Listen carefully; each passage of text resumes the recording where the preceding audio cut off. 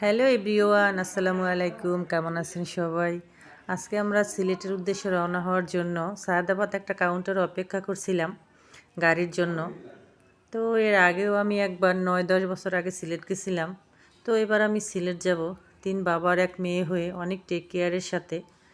কিন্তু আমার গাড়িতে অনেক বেশি কষ্ট হয় কোথাও গেলে।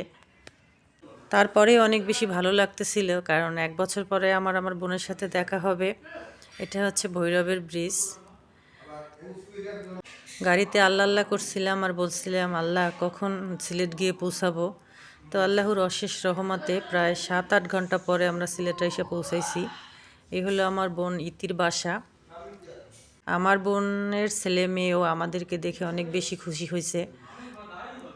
গাড়িতে আমার অনেক কষ্ট হয়েছে, কিন্তু ইহান অনেক বেশি ফুরফুরা ছিল। ওরে দেখে আসলে আমারও ভালো লাগছে যে আমি কষ্ট করি কিন্তু ও তো ভালো আছে। যাই হোক, আলহামদুলিল্লাহ আমরা আইসা পৌঁছাইলাম। ইহানও অনেক বেশি খুশি যে ও সিলেটে আসছে, সিলেটে আইসা পৌঁছাইছে। তো এই হলো আমার বোনের বাসায় রাতে আমাদের খাওয়া দাওয়ার আয়োজন। তো আজকের ভিডিও এই পর্যন্তই। আল্লাহ হাফেজ।